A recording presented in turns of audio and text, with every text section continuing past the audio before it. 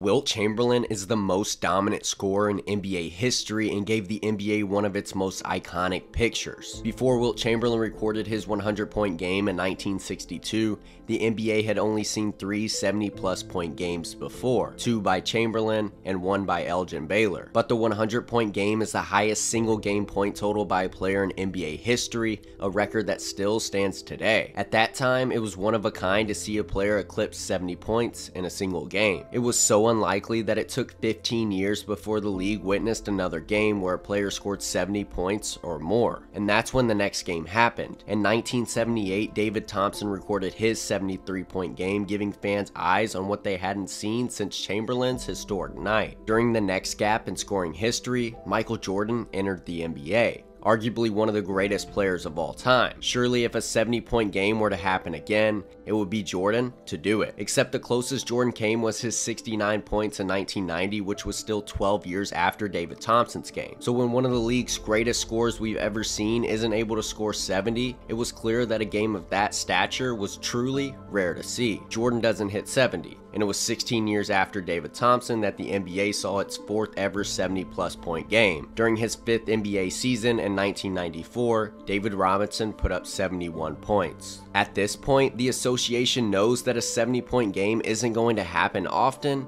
and as history says, it would be another decade before another player hits that mark. And that's when Kobe Bryant was introduced to the NBA, and the entire league knew that he could score the ball. Now, in 2006, 12 years after David Robinson, Kobe Bryant gave us the 2nd highest scoring game in NBA history when he scored 81 points. It was a moment that will be remembered forever. And while many players, good and great, came through the league, the length of time between each 70-point performance has remained the same, about 10 years or more between each since 1962. And the trend continues to the 11-year mark from Kobe's 81, where Devin Booker dropped 70 points in 2017. But this is where history begins to change, because Booker's career hadn't played out the same as the 70-point scorers before him, and at this point in his career, Booker hadn't even earned his first All-Star appearance. Now things have shifted, and the NBA time frame that we have been accustomed to since 1960, for one player scoring 70 once per decade, starts changing. Time cuts nearly in half. To just 6 years in 2023, Donovan Mitchell scores 71 points in similar fashion to Devin Booker. But maybe a 6-year gap is significant, considering how the NBA is adapting and implementing new rules. But 1 month later, still in 2023, Damian Lillard puts together a 71-point game of his own. And now in the 2023 season, we have 2 70-point games, which is an achievement that had only occurred once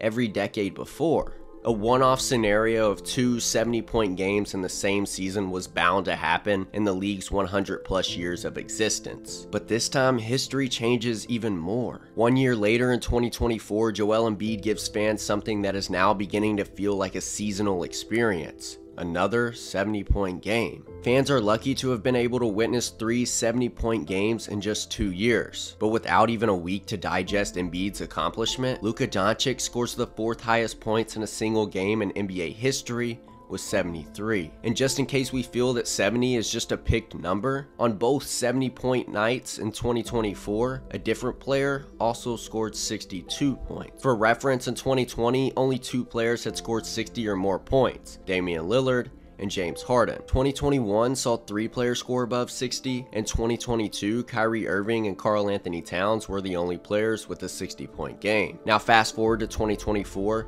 the NBA has seen 7 different 60-point scores. And in the last 2 years, the NBA community has witnessed 4 70 or more point games, which is something that has only happened once per decade before. So why is the NBA scoring changing so much? And is it good for the league? It's possible that the innovation of the 3-point shot has progressed the scoring in these games. But are all these high-scoring performances diluting the game that we've always known? Could it be possible that 80 is the new 70 in the NBA? All of these questions are up for debate, but it's obvious that scoring in the NBA has changed. And could it be forever?